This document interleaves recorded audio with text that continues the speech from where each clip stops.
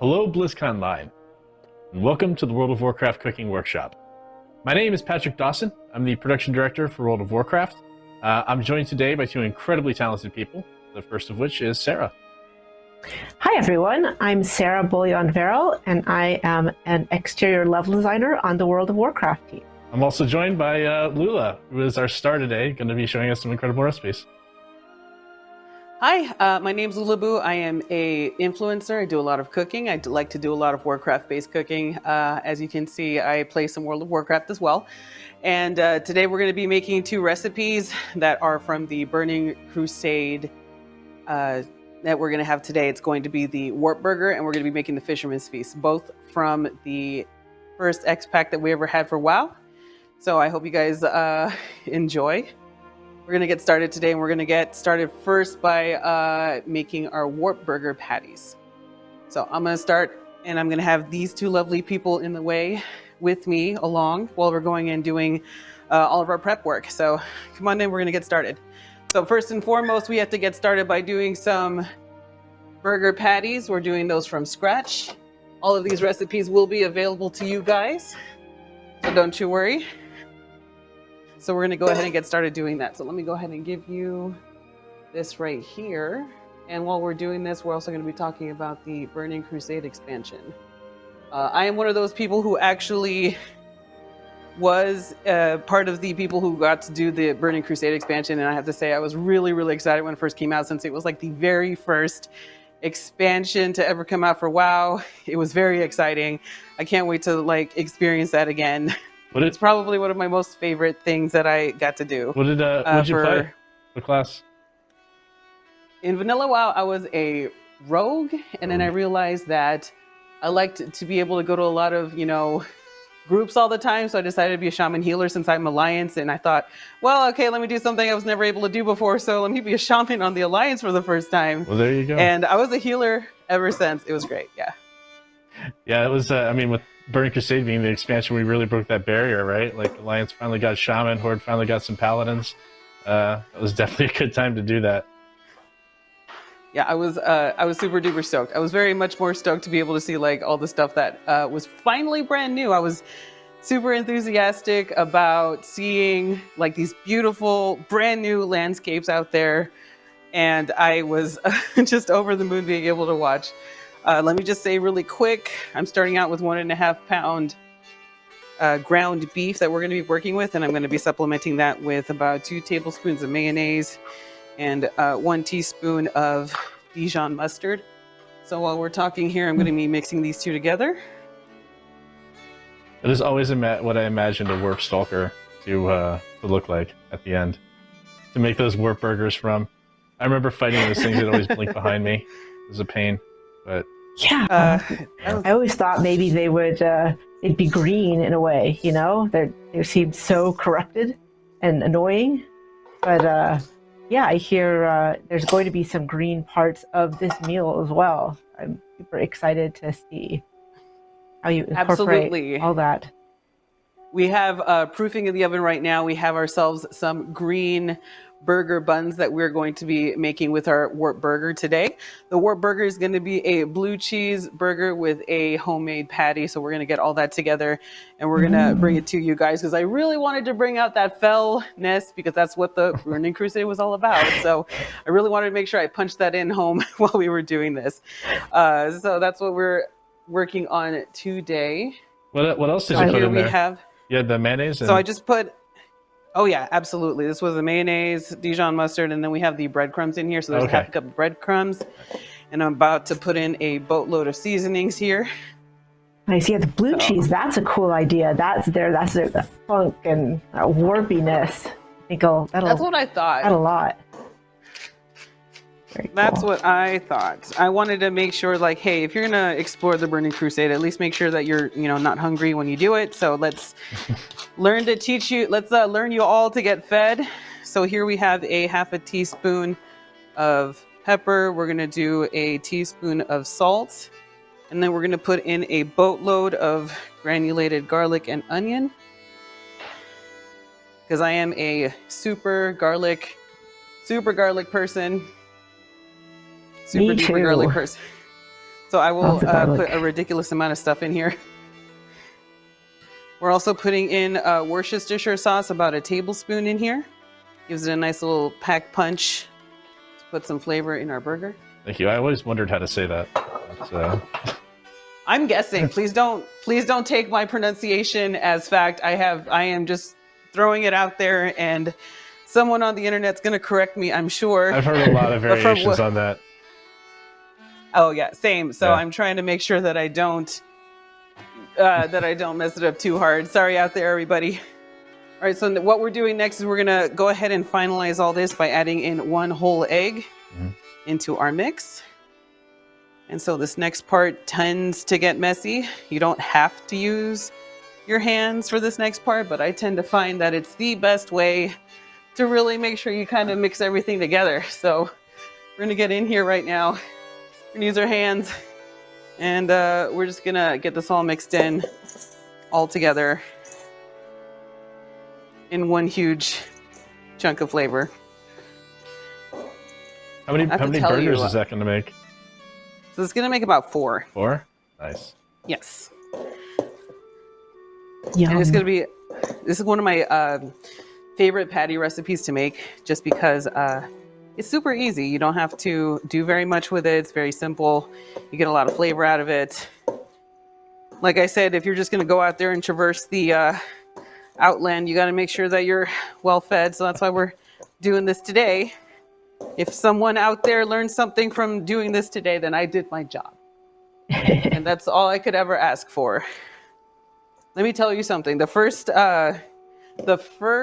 dungeon that I did in Outland, I do believe it was Hellfire Citadel. It blew me away.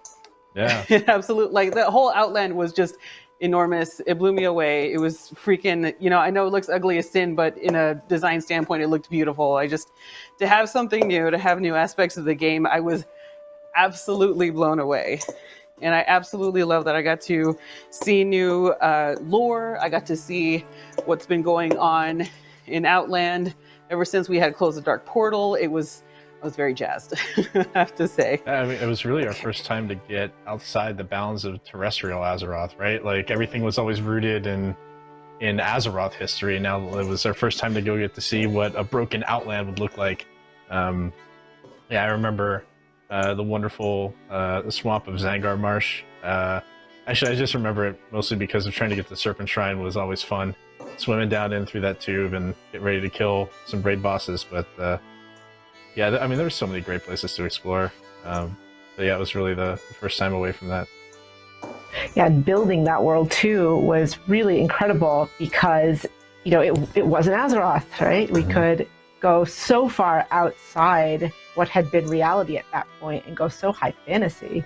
Like Zangar Marsh is one of the zones that I worked on, and just thinking about, the scale of the mushrooms and the colors and, coming up with a whole new ecosystem and who would live there and what was going on in that area was so much fun. Like, just we're so amazingly creative. I mean, every expansion we're amazingly creative, but the ones where we really push outside are so fun for someone with an art background. Just there's kind of, no lines you can't cross in a way. Yeah, it was actually really nice to see. Oh, my oven's ready. It was really nice to see because I have to say, I know you made Zangar Marsh, but Nagrand, absolutely number 1, my favorite.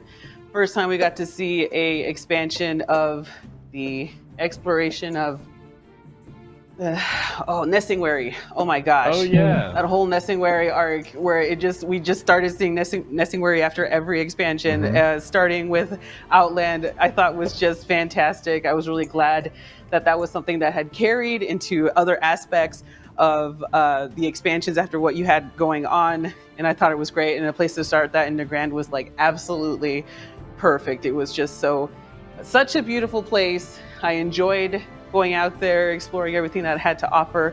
I enjoyed the fact that you guys had quest hubs so that we didn't have to go like 3 zones over to finish a quest. And so we got to see that you guys had made a progression in this way to make the game more enjoyable. I think that's what is one of the things that really really hit home for me for Outland is that lots of things got easier. Not just seeing all these beautiful landscapes, but I was able to actually stay in one place, not have to go to the other side of this freaking world, so I can make sure that I can stay lost in this story, enjoy what I was doing, and I absolutely loved it. It was great. I'm going to say that all the time just because Burning Crusade was one of my favorite expansions, and I'm just not going to ever shut up about it. So I'm a little excited that I get to go in there and start exploring things, go through this lore, which was super in-depth. Arcane was super fun. The first time I ever went into Shadow Labs, my friends and I went in there thinking like, oh, it's going to be like a quick hour.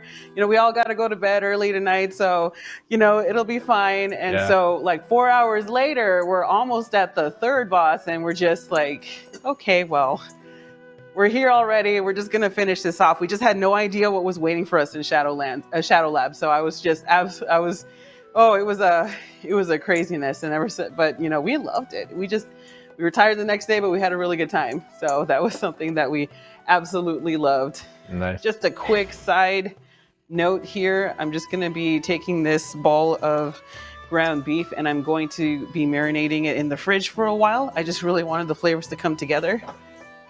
Yeah, I remember in Classic, like my guild often zerged everything, you know, because you could just brute force. It wasn't so much about mechanics, and it was fun how much more challenging raiding was in Burning Crusade and how we all got better as players and just in general, because, you know, you couldn't stand in fire anymore, for example. Well, you couldn't before, but it was just very much more apparent. I felt like timers were faster. So like the boss executed their abilities faster. You actually leveled up collectively everybody who wanted to be good at this game because the raid bosses got harder. The dungeons got harder too. It was really important. That's when we started using those rares absolutely for every dungeon, because everyone had to have some kind of a crowd control to make sure if we wanted to succeed, we wanted to make that happen, which is a lesson we did not learn that one time we did 4 hours in Shadow Labs because we didn't realize that we had to, maybe we should sheep a mob. Maybe we should use, you know. Well, Burning Crusade also introduced heroic dungeons to the mix, right? Like I remember it wasn't just go into your normal dungeon experience. You want a harder challenge? Here you go. Here's heroic dungeons for you. That was really fun too. I remember because Burning Crusade also did a pretty good pass on class balance. My main tank switched to Paladin, so it's kind of fun to see him tanking as a Paladin, and they could do some things in some of those dungeons that other tanks couldn't do, which was really fun. So I remember one of those Hellfire dungeons, was it Shattered Halls maybe? I don't remember. There was one with like the gauntlet. We had to go up there, and even on heroic mode, he just like ran to the end. And I'd done it with warrior tanks before, and I'm like, dude, what are you doing? We're gonna die. And then he just, I don't know, he held aggro, he got his consecrate down, his shield was going, like he figured it out. So it's a lot of great memories from that time. I can't wait to do it again. It's gonna be so much fun. Oh, I loved it. One of the things that I really thought was pretty excellent was the first time that we saw a bombing quest. The first time we actually got to like fly on a character, and we had to drop down some vengeance on some fel. It was actually really neat. And I remember me and my guildies were saying how much we absolutely loved that quest, and oh my gosh, could they please do that again? And oh my gosh, it's been a staple in WoW ever since. But it's one of those things to where you see it for the first time and you're like, oh, this is so cool. Yeah, I remember I made a couple of those areas where we had the bombing runs, and I remember getting some fact that it was way too small because, you know, the bombing run, the scale of everything changes when you're up in the air suddenly. And so I'd go back in and make it a little bigger, and I'm like, is it big enough now? And, you know, you try with a bunch more people and say, oh, maybe it needs to be a little bit bigger. And it's fun to see how it changed how we designed the world, you know, when you could get up and see everything from that bird's eye viewpoint. Oh, yes. Yeah. You saw many things. And if you're lucky, you saw that Fel Reaver stomping around the little people that it was running over while you were bombing stuff, like somewhere off to the side. You know, it wasn't like super close by, but you saw it enough times to where like, ooh, that guy's going to get, ow. Okay. Yes, the Fel Reaver. I have a fun story about that from beta, actually. I'm sure some people who've played that beta might remember this. but a couple of us in level design were learning about spawning creatures. And at that point, we didn't realize that some of the changes we played with would go live into the PTR. And so one of us accidentally turned the Fel Reavers into bears and somehow disabled the alert that it puts out, like that big sound. Mm-hmm. That sound got disabled and they were all bears, deadly bears that will one-shot you. Oh no. And then he spawned a few others around. So it was hilarious to see on PTR everyone, dying to, surprise Fel Reaver bears. Boy. One of those fun moments in development. Can I ask too, just because I'm curious about something that you just did cooking-wise? You just chopped onions without crying, and I don't know how to do that. I feel like every time, is there a trick or anything? Like I don't know. Chop onions very quickly and just move them out of the way. Yeah, just do it very fast and we get it out of the way. I'm actually super susceptible. So it's kind of a miracle that I'm not crying profusely right now, especially since I have mascara on. So I am very lucky right now that I am not looking like Sylvanas Windrunner at the moment. So I am okay with this happening. But yes, most of the time I will sit here and I am streaming tears all over my face. I get it with shallots too. Like anything like that, it's just you'll start crying. So I have a tip for that. Yeah, I have a tip for that. Cry first. Goggles, swim goggles. Wait, what? Does that work? I'm not kidding. It works. If I have to chop more than one onion, I put on swim goggles. Oh, that's a really good idea. I look ridiculous, but it completely works. I don't cry at all. It doesn't bother me because there's no fumes getting to your eyes. I will do that. Swim goggles it is. You've changed lives, Sarah. You've changed lives with that tip. Thank you. I don't care if I look ridiculous. I am willing to wear some swim goggles live. I don't even care. Speaking of onions. Yeah. Yes. So I'm melting some butter. Here's about 4 to 5 tablespoons of butter. I'm melting it over the stove right now because we're going to be taking these onions. It's part of the Wartburger onions that we're doing here right now. So I'm making caramelized onions. This is going to be a very quick recipe because I know there's a lot of caramelized onion purists out there that'll tell me that it takes over 2 hours to make caramelized onions. And I say to you, you don't have, only 30 minutes to make dinner, or maybe you don't want to spend 2 hours making dinner. So let's just do something a little bit, easier for people who just, are apprentice cooks in the kitchen. So that's what we're going for. You don't get to master by, starting out right away. You got to sit here and you got to skill up your cooking. So I say to you, let's make some quick onions right here. A lot of people like to compare themselves to Nomi, and I say to you, with some more practice and patience, you can get past being Nomi, I promise. Didn't Nomi light Dalaran on fire in a PTR at one point or something? I feel like Nomi's been all over the place at different times. Oh, absolutely. Yeah. Thankfully, he wasn't around to burn anything yet during Outland, so that was a good thing. We had the Fel to do that. That's fine. Yeah. So we're getting in here, and I'm trying to heat this up, and I'm taking the 4 to 5 tablespoons of butter and that one entire medium onion that we had, and I'm going to start out with cooking them up. I'm going to be getting them nice and give it a good sizzle and then turn the volume down. Like, you don't want to brown these onions absolutely on the onset. We're shooting for about 20 minutes that we're going to have caramelized onions slow cooking on the stove. But I like to start them out with a little bit of a high sizzle first and just kind of babysit them for the beginning parts. Speak nicely to them so they don't burn. I do that to a lot of things, actually. If you speak nicely to like bread, dough, or things that you really need to have executed really well, I try to speak nicely. So maybe please, pretty please, don't mess up. It will be great. Work? I make sourdough. Yeah. And some days it's just a frisbee. And why? Maybe I didn't talk nicely enough to it. Please, quest work. Yeah. Oh, that's too funny. I'm glad that works for everything. I do it mostly when I'm tempering chocolate and I'm trying to get that chocolate temper to actually set. I'm like, please. You're so great. You look so great. You can do this. And so I've done that plenty of times. Nice. Absolutely. So we're shooting for those caramelized onions looks, and they're going to go right on top of our burger after we're finished making all the pieces, and then we're going to bring it all together. So it's going to be spinach Fel patty. Spinach Fel bun. We're going to have ourselves a nice homemade patty. I want to get ourselves some rendered bacon fat and bacon. And then I want to be able to have these nice caramelized onions on top with some blue cheese, so we can get that nice funky, not just funky looking, but funky flavored burger to have ourselves like Nice. on the onset. This Outland boar bacon. Yes, we That are would be gonna yummy. do the. If boar bacon for Outlands was a thing right now, I would have absolutely used it. Okay. So you all were talking about that bombing quest earlier, and it made me think about actually just flying. Just because, like, Yeah. you know, right? Like, you could see the whole world from a different perspective. Actually, when you were talking about Nagrand earlier, too, I was thinking to myself, you know, I remember the elemental planes up there and just being able to see the world from a completely different perspective after you were able to get flying. It was game changing for me. It was really, really fun.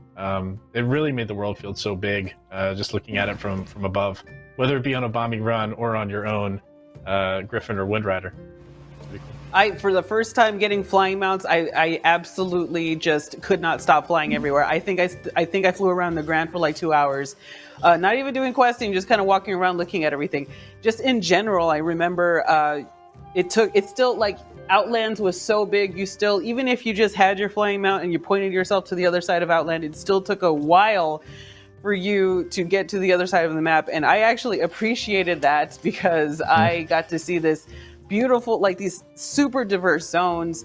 So you had not only Nagrand, you had Zangarmarsh. You started out with this like hellscape of an entrance for the beginning where you just step off the portal and you're looking and just everything's just red and burned and bleak. But then all of a sudden you just make it a 180 all the way to Zangarmarsh, and then Arkandune, and then there's Shattrath City, which was the first city hub that we got to go to, and it looked absolutely beautiful. But I do have a question about Shattrath City actually. Are you gonna make that tour quest? Mana spawn a little faster for the tour by any chance? Absolutely not. We're going for the real experience, I see. Well, like you, I have that same memory, like that intro to Shattrath. Like, hey, take a while, slow down, enjoy the scenery, get to learn Shattrath. I know a lot of our players probably remember Shattrath and understand the layout of the city a bit, but it was a nice little moment, I think, for a lot of players to remember. So, yeah, you get to go around with Khadgar and his little mana fiend. What was that thing? It was like a mana, like a little mana fiend, mana elemental. Yeah, mana elemental, and get your tour done. A familiar, It'd be a familiar. Yeah.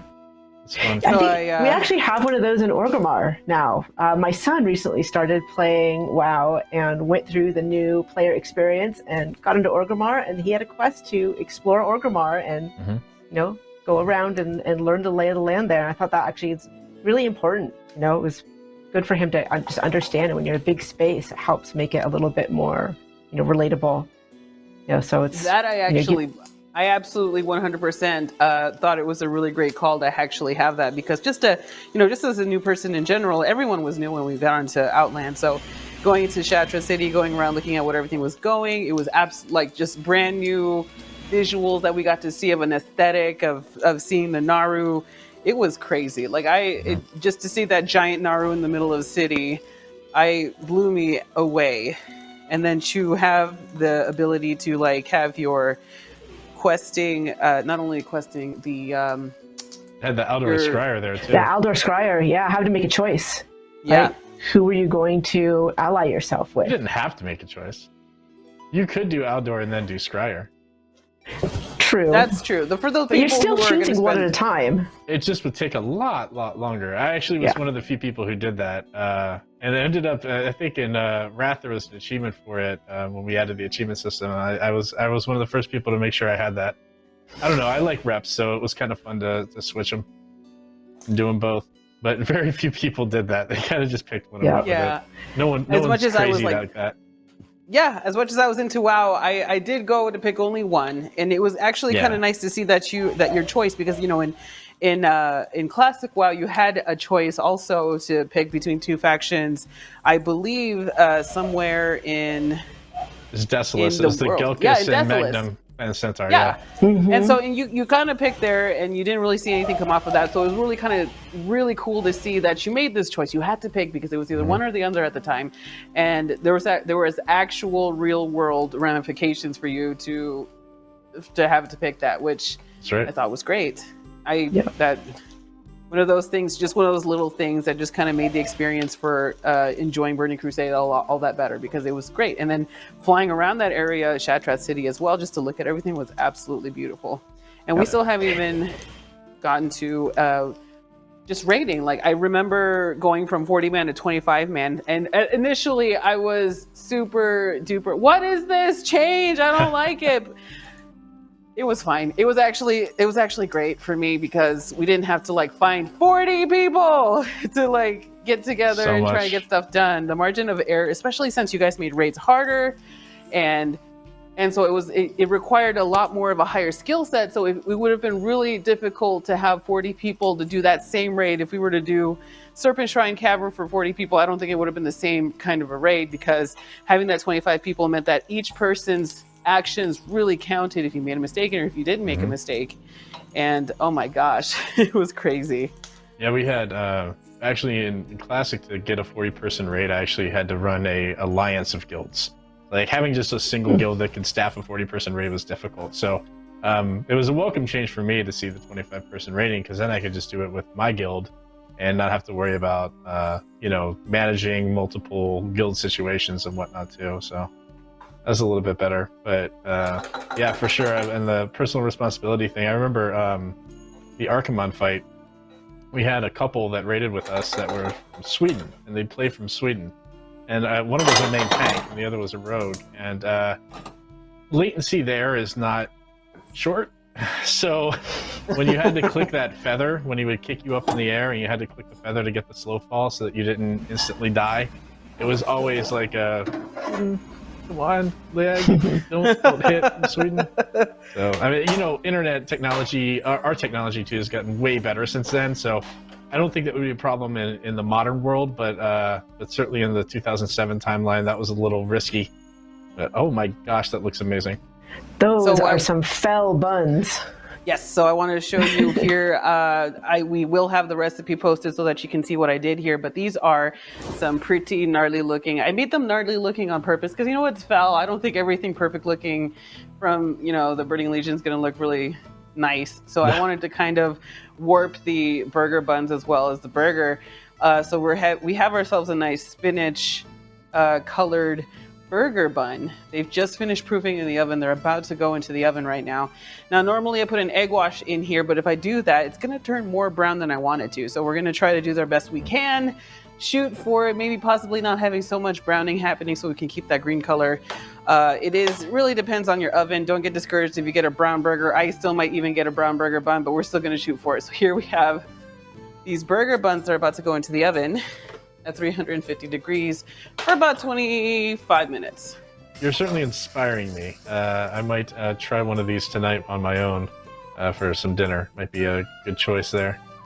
Oh yeah, absolutely. And don't be afraid. Don't think that you have to do everything from scratch. Nobody needs to do anything from scratch. Get those pre-made burger buns. Get those, get those things you need so that you're not sitting there giving yourself a hard time. You start out as an apprentice before you go to being a master. So you just do the best you can. Yeah, so now, those green burger buns though sure look neat to me. I think I want to try that. Well, if they have spinach in them, that's even better. Yeah, I mean, how else do you get kids to eat their spinach? Yeah. Put them in the burger buns. I love it. Oh yes, that's definitely one of the things that I've been trying to accomplish, was to try to make sure we can get ourselves, let's just put it this way, we're trying to turn it around, but we know that gamers aren't the healthiest bunch out there. So I try to do the best I can. And it's changing. It's already changing. And I want to kind of help bring about that change by showing some more options about what you can do. And there's many things. There's corn in the fisherman's feast, sure, but there's a lot of protein in there, and that's totally fine. But the wart burger is probably going to want to be one of the things that's going to be my favorite. So we're going to go ahead and start rendering out some bacon fat. I got some thick strips of bacon because I wanted to be fancy about this, okay? Like, we're not going to go small time on this. We got those thick bacon strips, and we're going to go in here and we're going to render out some bacon pieces because, one, we're going to be cooking these wart burgers in this bacon fat. And two, we're going to be using that bacon. It's going to be a bacon blue cheeseburger. at the core of it, and I want to make sure we do this right. So here I'm trying to make sure to give you guys the best visuals out there, because if you are a bacon enthusiast, then you would love to see these kind of visuals here.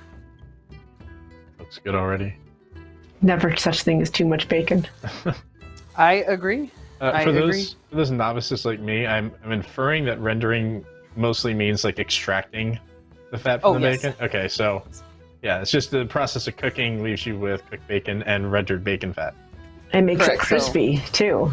Mm-hmm. And of course, I don't know what you can tell me what your bacon crispy factor is. I like to have it a little less crispy. I actually like to have chewy bacon more than crispy bacon, just because personal preference, and everyone's got their preferences.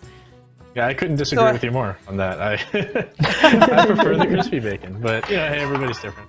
But, yeah. I know. We can go into the pineapple pizza fight, but we're not. This is a civil conversation here, so we're gonna try and keep it so we don't, throw food at each other, and that's totally fine. But yeah, for the most part, we're just trying to cook our bacon because one, we want to put bacon in our burger, and two, we're going to use that bacon fat, and we're going to cook our burgers in it. It's going to be nice. So now that it's the halfway point that we have been cooking our burgers, I actually want to show you guys really quick.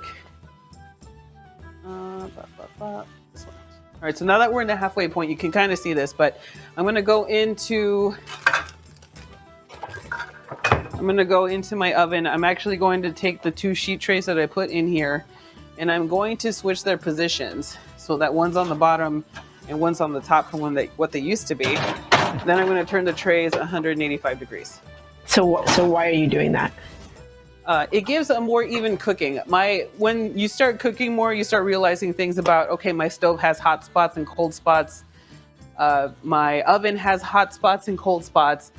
And so, especially for a regular conventional oven, that is something that you have to be careful for, is that you're going to have uneven cooking on a normal conventional oven. And so one of the things that you can do to mitigate, having only one side of your burger buns brown and the other one not, is in order to give it a more even cooking done, is you rotate the tray 180 degrees if you only have one tray, and then you swap their positionings if you have 2 trays in the oven, and turn them 180 degrees.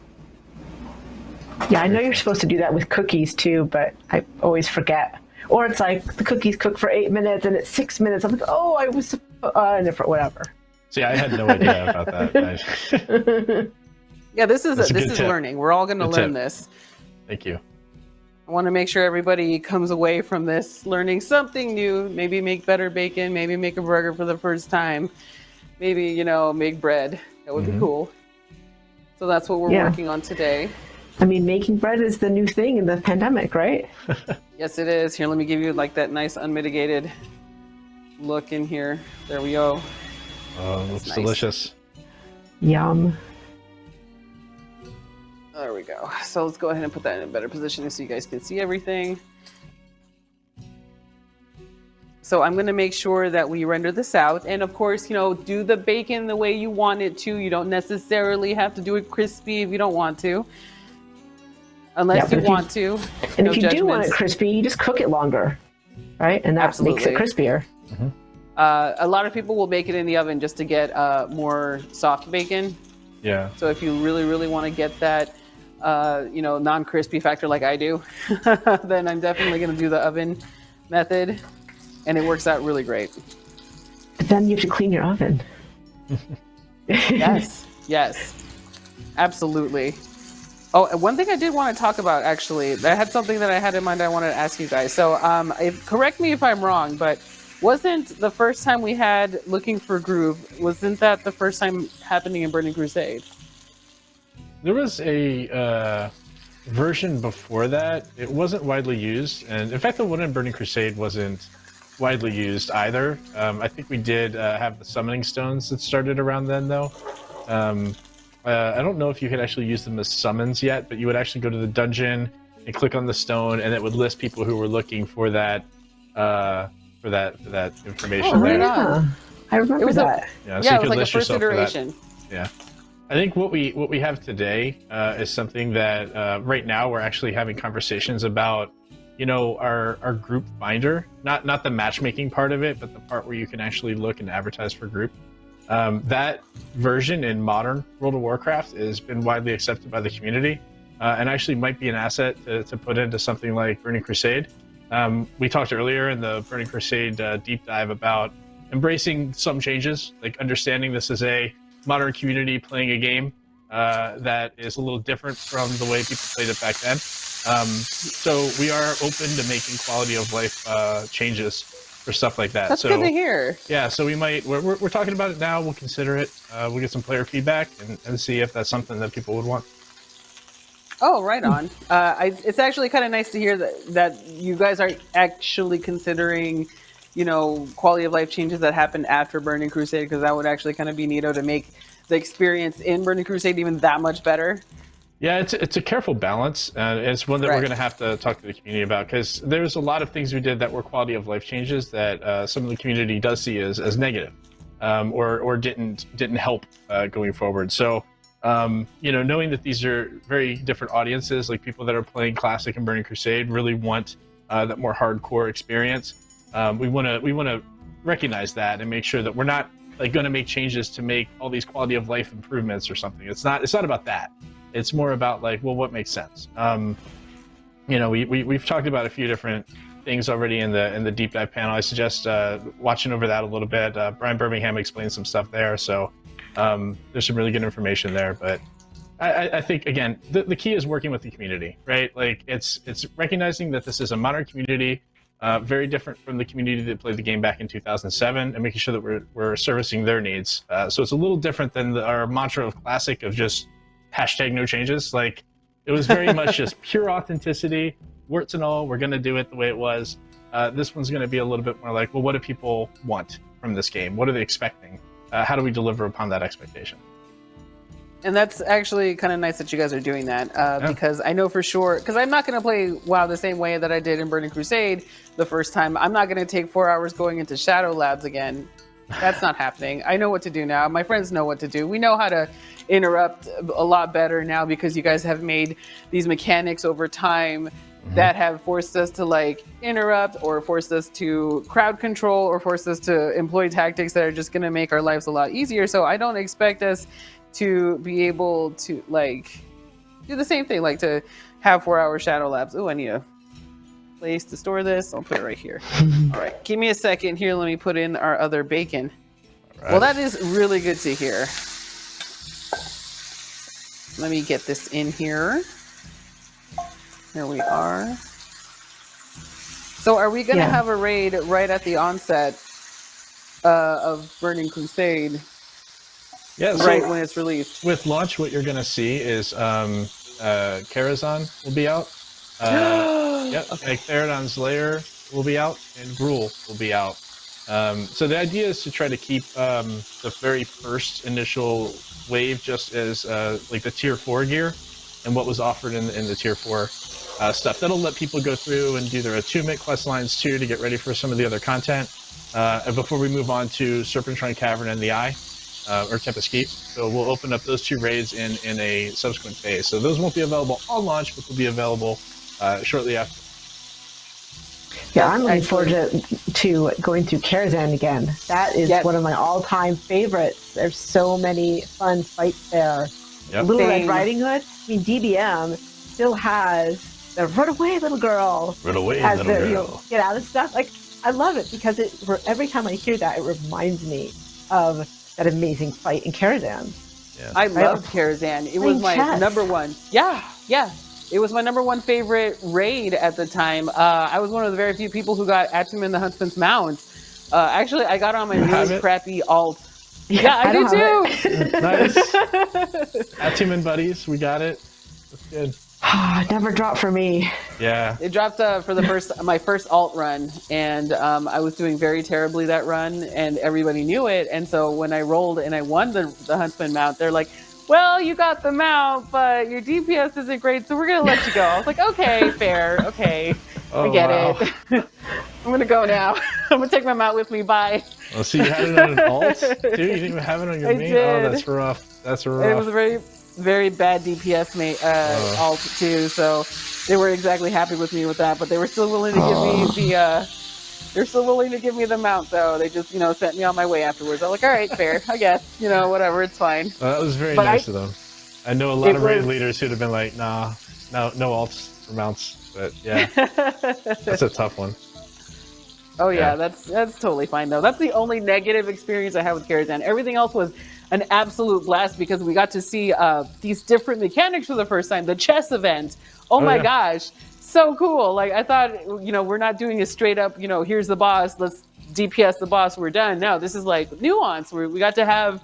No, we have to literally play some sort of this chess game, and it was absolutely fun to see. And I really can't wait to start playing that again because it's one of those things that you don't forget those sort of things. You don't forget the Romulo fights, and you don't get in the theater event in general. That was, oh my gosh, which one are we going to get this week? Yeah, so memorable.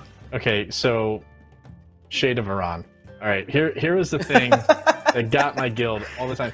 World of Warcraft has taught us since the beginning, and still continues to teach us, get out of the fire. Like, that's like a rule, right? Like, you're standing in the fire, get out of the fire. Shade of Iran was the one, I if I remember correctly, it put that ring around you, and if you got out of it, it would pop and do a bunch of damage to the raid. So you actually had to stand in the ring of fire so that you wouldn't blow up the raid. And that was something my guild was just not, like, processing at all. It's like, but we're always supposed to get out of the fire. Like, what is this every about? guild, right? Like, Right, do I right. stay in? Do I get no? It's the Get number out one of it. rule of World of Always. Warcraft is get out of the fire. It's hard to get rid of those programmed in, things in your brain about, it's fire, we gotta go. Oh my gosh, this is bad. Yep. It's time. Okay, so Oh, it was fun. A lot of those burger fights were buns are fun. done. Another fight was fun. I do remember being a little frustrated with that last fight just because the infernals that would drop. Was it Prince Malchazar? Was that him? Yeah, the infernals that would Sounds drop right. on that platform. Oh man, like it was so random to me as a raid leader. It's like go left, go right. I don't know. Just run. just get out of there, please. Just Yeah. leave. Please don't die. That's actually when I learned that most problems can be solved with damage. The more damage you have, the less time you have to spend in those kind of phases. Just throw damage at it and figure it out. That applied to other raids going forward. Like actually, I remember our guild probably spent 200-300 attempts wiping out Brutalis, and I was always like, man, we can't heal enough. Should we bring in a 7th healer? Should we bring an 8th healer? And eventually I took a night off from raiding, and my backup raid leader was just like, we're going 5 healers, forget it. I'm like, dude, you're insane. You are nuts. They called me 20 minutes later, so he's dead. I don't know. I'm like, oh boy. So the secret all along was that's too damage. funny. Yeah, I Throw think damage at it. Oh, that looks Oh. amazing. Very these are nice. finished buds. They got a little more warm than I wanted to, but they still got the effect that I think that I was looking for. That is Warped delicious. Fell Magic green buns. So we're gonna let these cool off and let's make our burgers. All right. And I'm just gonna use straight up all that bacon grease we just had. I like you. That's a great idea. That sounds delicious. Okay. So let me grab the burgers. Now, I didn't give these time to get room temperature, unfortunately, but that's okay. So we're gonna go ahead and let this get nice and hot, and we're gonna start forming our burger patties. And, divide it evenly between 4 burger patties. I leave it up to you how you want to do it. If you want to make one giant one, I'm not judging you. But it's entirely up to you. We're going to cook about 2 patties today. I want to save the rest for the weekend. And so you divide it up into evenly 4 parts. It's 1.5 pounds of beef, so you can go a little bit over a 1/4 pound for all of them. And honestly, it's up to you. And I like to put a little divot in the middle because it helps keep it from having the hockey puck effect. I mean, it'll still do it, but it just won't hopefully be as bad. Because I like that tip. I do enjoy having hockey puck burgers, but I just like to have them a little bit out and flat as much as possible. There are burger places that take a big old iron and put it down to keep it flat that way. I do not operate like this. I mean, what So- home cook does, right? Yeah, correct. I mean, if you really wanted to, I know some people who own the straight up pizza peel for their pizzas for the regular oven, and you know. Okay, I have one of those. Sorry, I'm so sorry. Only because when I was doing it on a cookie tray and trying to transfer it to my pizza stone, all my toppings would just fly off all the time because it would stick so badly. Oh, So that one actually is Ooh. worth getting. Ooh, that's nice. So we're doing a giant, giganormous patty right here. nice. So big, I don't have room for another one, so we're just gonna let it go for a while. So how do you think Illidan would take his burgers? Think they'd be rare? Well, they have to be prepared. Does he eat meat even? That's a really good question. I don't know. It'd be like a really left turn thing, and all of a sudden you go up to Illidan and you just find out he's like a vegetarian. Like, no. You some offer reason, him I a feel like- burger, you are not prepared. Yeah, exactly. He's got some pretty good kitchen knives. He can chop stuff up with. I'll True, tell you that's that. true. Yeah, I kind of feel like maybe his meat would be maybe just seared, just a little bit. Just slightly wafted in the fell flames before he goes into his mouth, maybe. That's right. Because at the time, he's still all in with the fell, I believe. For what we understand at the time, he is all in right now with the Burning Legion, I believe. He's such a complicated character. That's one, like, my son was asking me the history of Illidan. I'm like, well, sit down.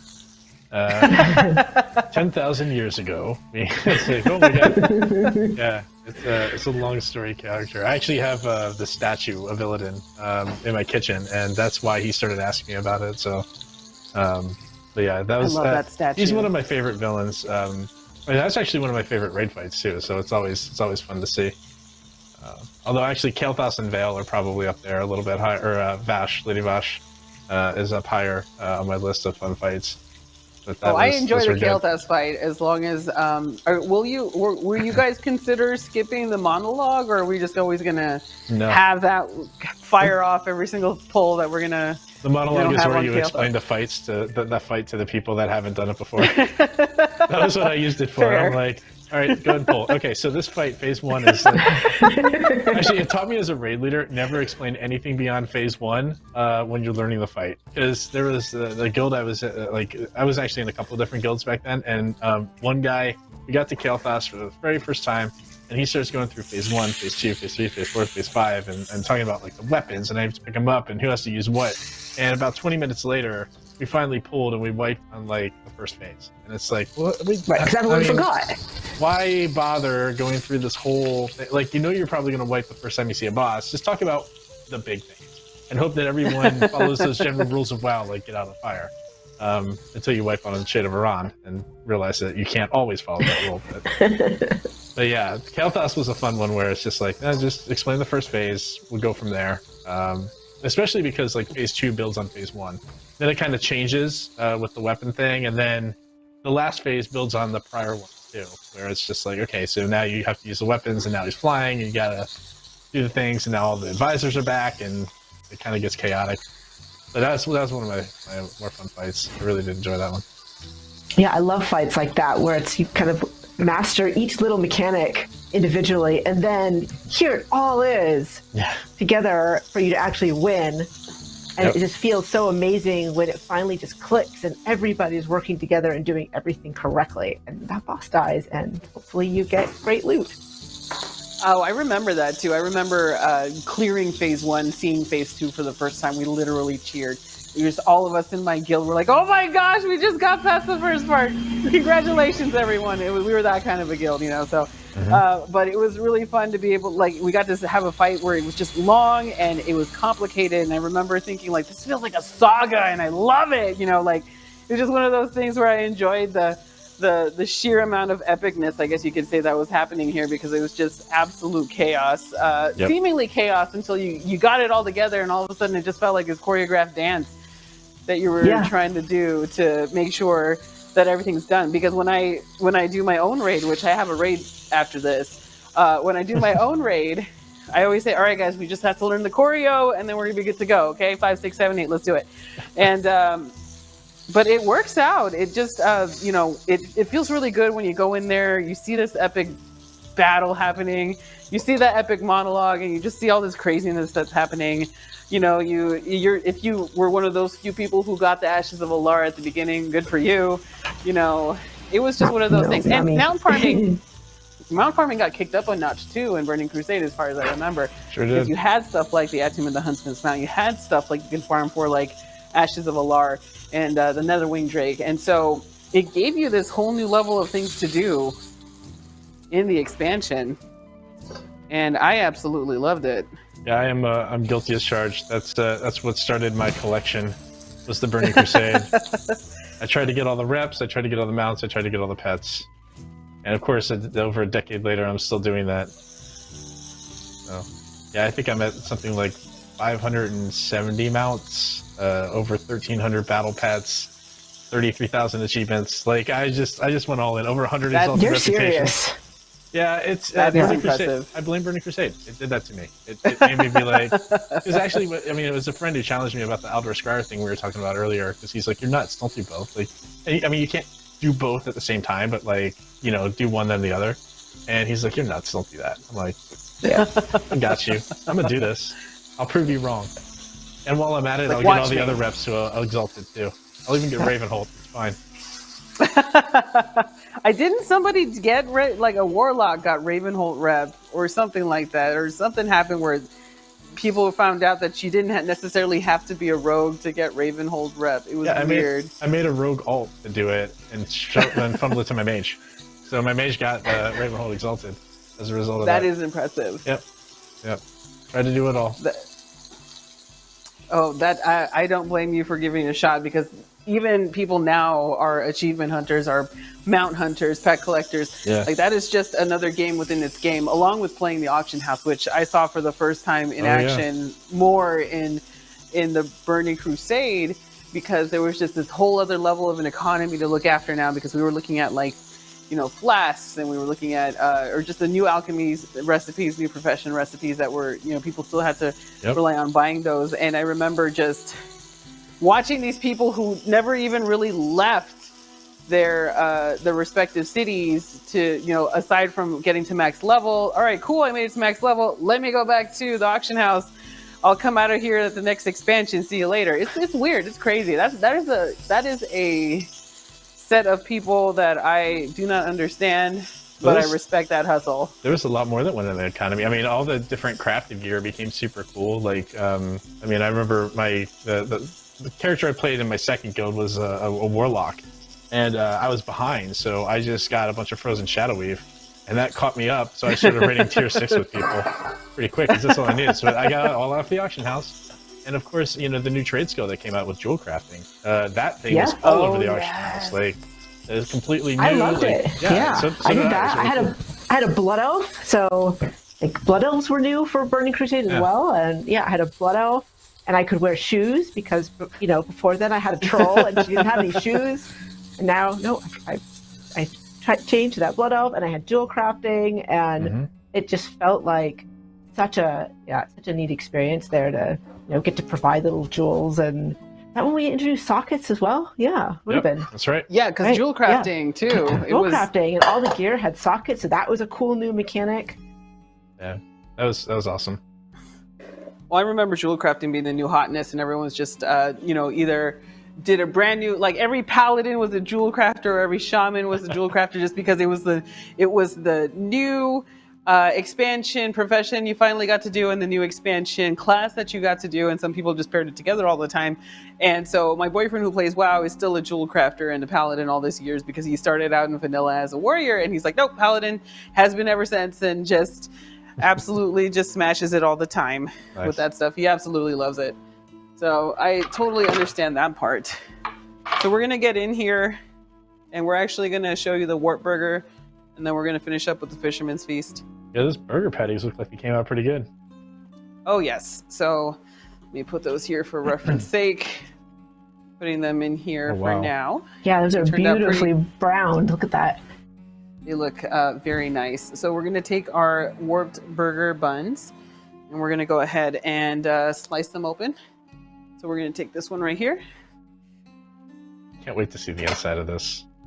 I'm so curious to see if it's super vibrant still. Yeah.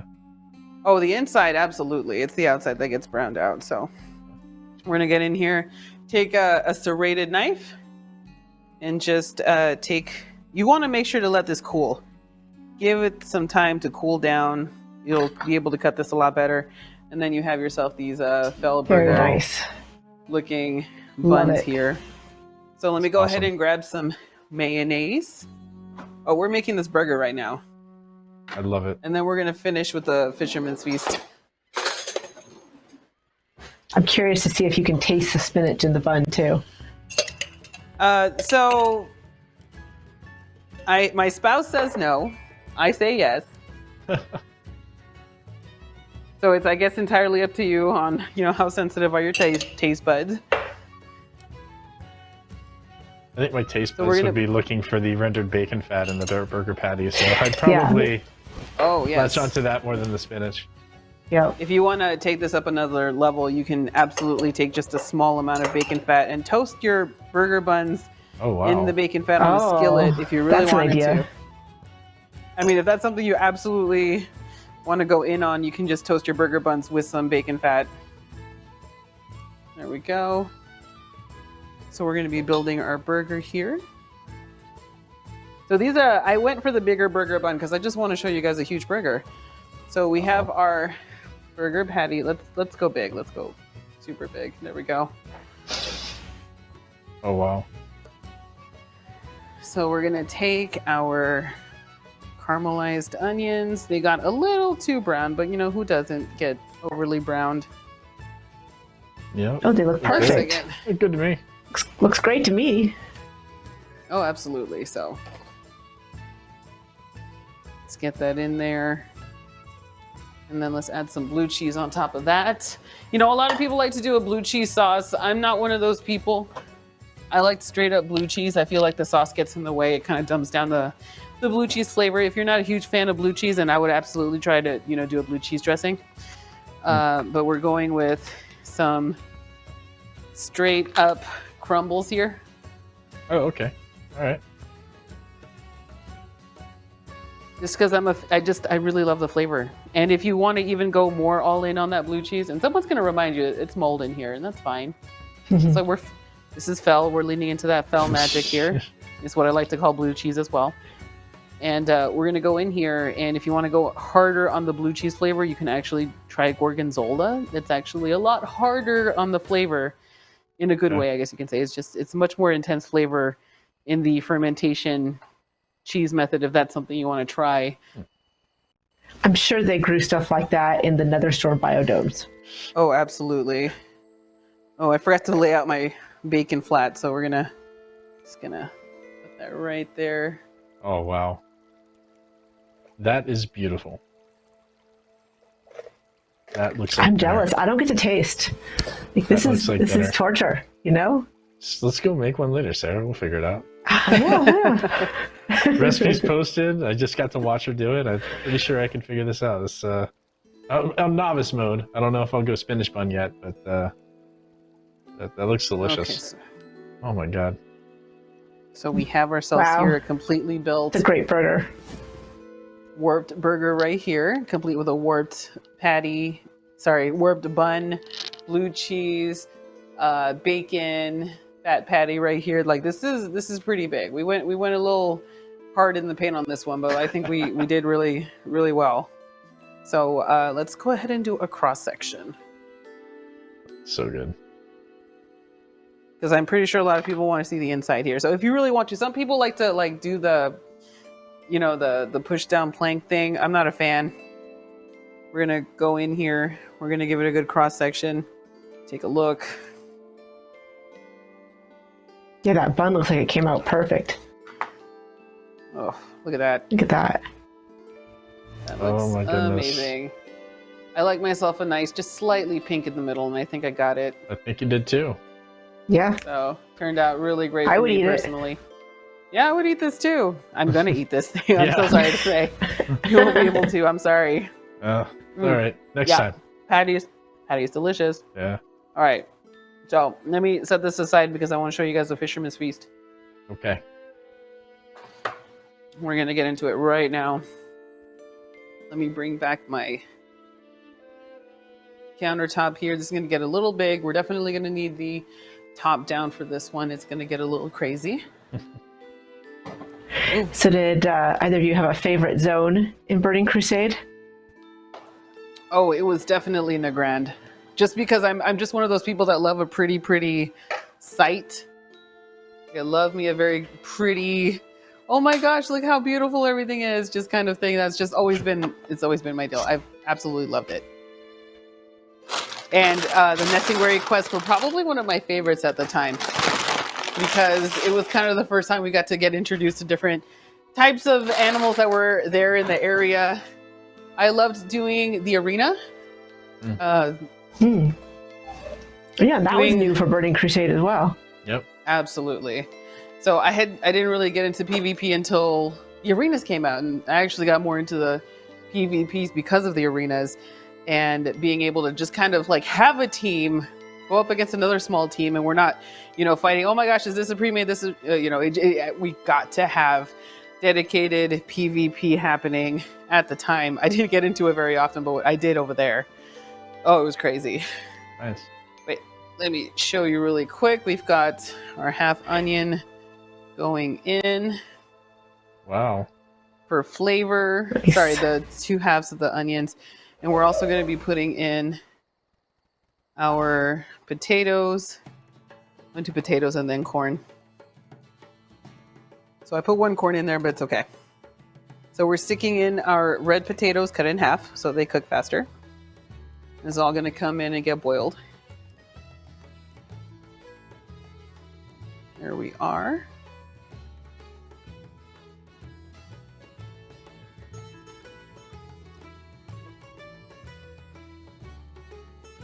And there we go. So we're going to let that cook off for just a couple of minutes before we start adding in the rest of our ingredients. Really, the seafood goes in last, Okay. because it takes the shortest amount of time to cook. Stuff like the corn and the potatoes take the longest amount of time to cook. So we're definitely going to let those get in first. And so we're taking, if you're doing this on the stove, you definitely want to crank that stove up to 11 at this point. I'm taking this campfire stove and taking it for what it's worth. What's it all got? As high as you can go. As high as it can go. Yeah, well, it's looking good already, I'll tell you that. Oh yes, we don't necessarily use the liquid afterwards. We're actually just going to take it out and present it on a sheet tray that's been lined with some parchment paper, so that we don't I don't want to say the word enjoy. We don't enjoy that fisherman's feast in there. We also, or the liquid, I should say. Yeah. So we're also going to put in a couple of tablespoons of salt for seasonings. We're going to put in about 2 tablespoons. I have to remove this to make it go faster. Mm-hmm. A little bit of pepper. Most of it is from the Old Dave seasoning. There's a lot of salt in the Old Dave seasoning, so I try not to put too much of it here. Right. But it is a large pot, so we're doing the best we can. I think when you put the onion in, I could see some of the seasoning that went on top of it real quick when it splashed in there. Look good. Ooh, okay. Yeah, I think it's going to make that seafood taste amazing. Yeah, these are all going to be aromatics right here, is what we're working on. Mm-hmm. Which is not bad. Everything's going to come out really nice. Here we are. Wait, where did it go? Yeah, there it is. Okay, cool beans. So I'm giving it a little bit of time. It is boiling away in there, so we know it's getting in there. It's a good sign. So we're going to start adding in the other ingredients very, very soon. I do have all the timers up for the recipe. If you take a look on the recipe timers for the recipe that I have, you can see everything and the timing that it needs for that right here. Here we go. Yeah, you can see all that on the onion. It looks so good. Oh, it's nice. Yeah, I think once we can do get-togethers again, this would be a great meal to share with friends and, have a feast with a bunch of people. Oh, this someday. For presentations. Oh, yeah, someday. For presentation's sake, we're definitely going to have that happening. I'm really excited to be able to share this off again. And, of course, it pairs well with either, a nice summer beer, a nice light beer, or if you want to do an IPA, you can also do those too. If you like neither of those, get yourself a nice lemonade. a little bit more on the bitter side, and that's usually really nice too. Well, I mean, I personally enjoy it that way. Give me just a moment. There we go. Oh, there we are. We're going to go ahead and take this in line with parchment paper so that we can, we don't damage the sheet tray. I'll show it to you guys in just a second here. Just in case you ever want to do this for yourself later. Okay. So we're going to be lining this up with a sheet tray with parchment. This is where we're going to take everything that we want to eat and we're going to put it here. And when we serve it to everybody, it's just going to be everybody around you, just like a regular feast on WoW when everyone's got to get their butt food on. Everyone's in front of you in a circle and you just kind of lay this down and everybody's just grabbing their stuff and eating it. Yeah. Straight old-fashioned stuff. This is why I love the Fisherman's Feast. I think it's kind of a great concept that they did here for this, that they did in the game in general. I love being able to provide feasts for my guild and stuff like that. I'm not cooking, like I cook in real life, but it makes me have no time to cook in WoW, so I don't actually have WoW, high level WoW cooking at the moment, but I do have, enough money to go to the auction house. There you go. That's buy good. myself some food. So that's what I usually work on. And I'm totally okay with that. Okay. Tell you what, if you can bring that feast to me, I'll go ahead and get you attuned to Hydral or a Black Temple. Oh, that would... Let's do some attunements. That would be great. Run you through the dungeons. But I like doing attunements. Is that weird? No, I liked it too. I mean, not everybody did, but I certainly did. It was certainly a fun memory. Actually, one memory I had was a friend I've made for life. He actually works at Blizzard now, but he didn't at the time. He had no idea that I did. And he joins my guild as a recruit. And on his first day as a recruit, we got him attuned to Black Temple on the very first day. And that required a lot. I think that was a Vosh kill and a Kael'thas kill. And we ran a bunch of dungeons during the day with him to get him attuned to those things too. So it was just this chain of content. And at the end of the day, he's like, you guys have blown my mind. I'm in, let's do it. I am your shaman healer for the rest of time. And we had him. It was great. And that's a great way of recruiting back then in the guild too. Who did you need? Oh, you had a shaman. Were you just doing, were you just pugging somewhere and you found a really good shaman healer? Okay, yep. Come here, buddy. What are you doing right now? Are Exactly. you free later for the rest of your life? What are you doing? We need a healer. And you're not geared enough. That's okay. We got you. We can fix that soon. That's easy. It was almost like cultish behavior because you kind of love bombed. Oh gosh, we need a tank. Oh god, I found a really good pug tank. You kind of love bomb them and just kind of have them join your guild so they can be your main tank. I ran a lot of pugs back in the day to help recruit people for the guild. That certainly was a thing. Yeah. Yeah, and I love how so many of those people that we met in those early days are still friends. Still people I play with and talk to, and those connections have endured for what are we at? 15 years? Mm-hmm. Yeah, it's been a long time. There are some people I still talk to from a long time ago, and it's crazy. Yeah, we had. I mean, the guild I ran was predominantly Blizzard, but we didn't advertise that. People didn't know they were playing alongside Blizzard employees. But inevitably, they'd come to events like this, right? Like BlizzCon. Wait, sausage. we gotta stop. Go ahead. Oh no, I'm just adding in the andouille sausage now. So looks so good. Is that spicy andouille? Yes. Nice. There we are. But yeah, inevitably, our guildmates would just come to BlizzCon because they knew we were all going. They're like, "Hey, cool, guild reunion, let's have fun." And some of us had some recognizable names and faces at the time, and it was always fun. We'd do a guild party. People would come over, and it was just always kind of neat to shock them about having them show up and be like, "Wait a minute, that's the lead systems designer for World of Warcraft. I know that guy." It was like, "Hey, he's I'm like, your raid leader. What's healer. up? I'm your healer. It's good to meet you." And people's minds just blown, and they're like, "Wait, who are the rest of you? Why are you all wearing Blizzard shirts?" It's like, okay, well, now you know our secret. That is too fun. Now we're going to have to kill you. I'm just kidding.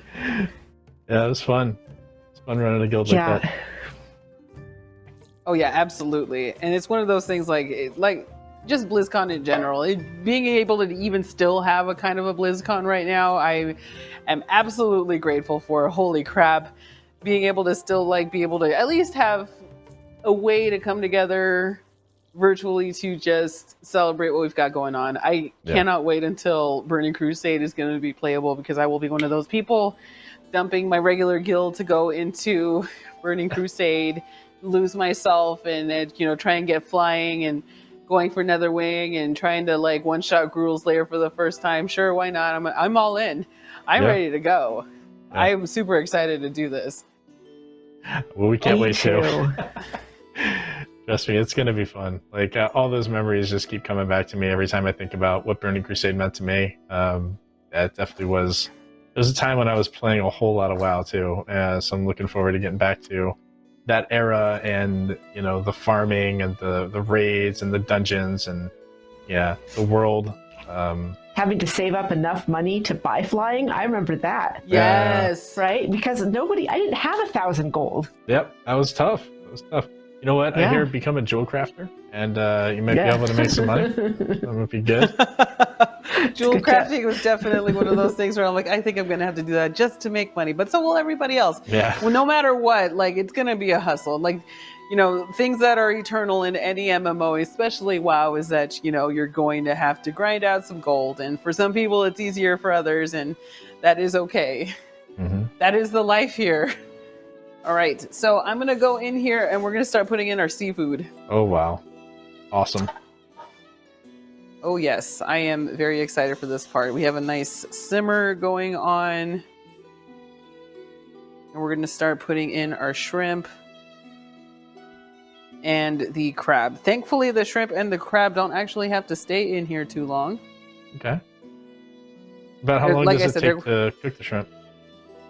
So I would say about 5 minutes, 10 minutes. If you really want to make sure that everything's kind of cooked all the way, you can do 10 minutes. But okay. 5 to 8 minutes is usually the way to go for these, because they will cook in a snap. Just a moment here. And I freaking love shrimp. If you're a vegetarian, you can at least enjoy a fisherman's feast. When you change it up, you don't have to add in the sausage. You can get, there's so many options now for alternatives, so that people can still enjoy a wort burger now. Using soy rizo, but that'd be a good sub for that andouille. Oh yeah, absolutely. That so stuff is yummy. This whole other plant-based stuff that's out there that wasn't around back in Outlands time, that's for sure. So I enjoy the heck out of that. Let me go ahead and stir this around. So you can already see that the shrimp are turning opaque. Oh, nice.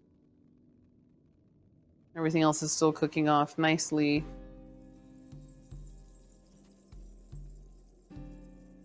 And so for the sake of space, I'm actually going to get rid of one of these onions, the smaller one. For the sake of space, this thing is taking up a lot of room here. And one of the last things we're going to be doing is dipping that crab in. Can't wait. Oh my gosh. One of the things I'm looking forward to right now is the crab. Yeah. So we're going to turn everything Wish over. I could taste it. Oh, it smells amazing in here. I think you're definitely inspiring me. It's been a while since I've had crab, because I don't know how to cook crab really. So it's always been a restaurant treat for me. And having been in no restaurant mode for so long, this is something that, boy, I'm missing it. I didn't really realize it until we're sitting down here and talking about it. And I'm like, crab. So thankfully, thankfully it comes pre-cooked. So really, what kind of, you can just boil it or steam it. And what's nice about the crab boil is that it just infuses all these flavors in there, and I just absolutely love it. Yeah, it looks really easy. I mean, I cook shrimp, but I don't think I've ever cooked crab. Yeah. I don't do it very often either. Thankfully, it comes pre-cracked, and we don't have to worry too much about it. Because, when you do some stuff like a shrimp or crab boil, usually they pair it up with, a hammer. Because they have to have you, basically forage your own food, and play with it like action figures, because, you kind of can. And so putting the hammer in there so you can kind of get access to all that food is kind of the typical norm here. Thankfully, we have progressed as a civilization, and we don't have to do that anymore as much. So that's kind of nice. Alrighty, so we're gonna see here. It looks like our shrimp are almost done. Give it 2 more minutes. Isn't Burning Crusade where we first introduced Krabby? The little crab pet? You guys remember that at all? He was in Terracar. you'd have to like. Maybe. Yes. Yeah, I don't really remember the details around this, but I just remember. I don't know. I was just thinking about crab, and I'm like, I think there is that thing in WoW that it's bringing me back. It's fun. I remember Krabby, and I do remember Krabby was kind of a little helpful friend, kind of a little memey helpful friend as well too, that we enjoyed during Halloween time actually, which is always fun. Oh my gosh, wait, so one of my favorite things now that we're talking about, I'm so sorry, I'm going to segue this. Yeah, go for it. I am so sorry, but one of the things I remember in Shattrath City is being able to watch a concert of level 70 Tauren Chieftain. Yes. And watching him right. at the end, they get to have concerts, and I am super excited to be able to sit down and watch another concert of, at the time, level 70 Elite Tauren Chieftain. Their sound, I still have their music. I still listen to it occasionally. It's one of the joys that I enjoy to. One of the joys of having to go to BlizzCon for the longest time for several years was being able to go and watch them live, for an actual band. And I treated them like an actual band. I showed up, I screamed my head off, I headbanged when I needed to, and they had songs that they're talking about my time, and wow, this is so cool. And so one of those things where I just get to see them live in concert again, and to watch them and see their show. Yes, I am all about that. Oh, did I lose the crab? Or I lost the shrimp. Okay, that's fine. I might have to break these apart anyway. Let's do these two at a time, and let's have them take a dip in the jacuzzi. Since these are already cooked, these just have to get heated up. And so we'll have to do this in batches. And that's fine. So you're basically just trying to get your shrimp, you're just trying to keep them up. Okay. So you can see here,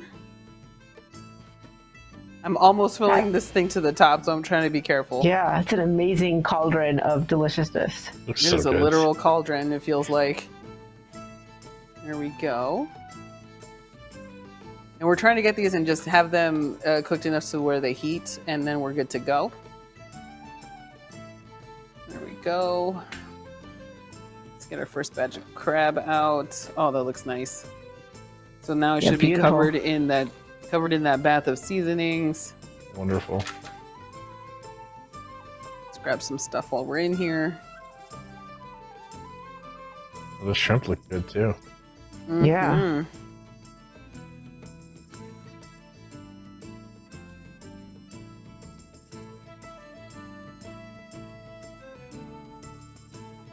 All right, let's add some more shrimp. Sorry, crab. Oh my gosh. There we go. So obviously you can put in what you want. If you're more of a fan of mussels and not crabs, or if you just want to go all in and just get mussels and crab, you can totally go in, get some clams, get some mussels. If you want to do scallops, if you're one of those people who just really, really love seafood, you can absolutely kind of customize this in a way that can make this more relevant for you. So let's get this out of here and let me show you what the finished product looks like. I'm excited. Yeah, me too. Can't wait to see this. All right, here we go. Once you put the feast down, we have to pull the boss within 2 minutes. So that's Yes, look at correct. that's always that. it. Everybody eat. Oh my god. That is a feast worthy of a raid. Oh wow. So this is Beautiful. the Fisherman's Feast. So this is something to kind of show off to like a lot of people. So let me give you the top down so you can see a lot better what's going on here. Wow. This is all basically everyone for themselves. You go grab your pieces, get what you want, crack it open, serve it with butter, do what you have to do, get yourself a nice drink, loads of butter, bring your friends. So once we're all able to come together as friends again, you're going to be able to enjoy something like this, a Fisherman's Feast for everyone. And you can see some of that crab meat's already out. Let's try and crack some of these pieces here. See if we can crack.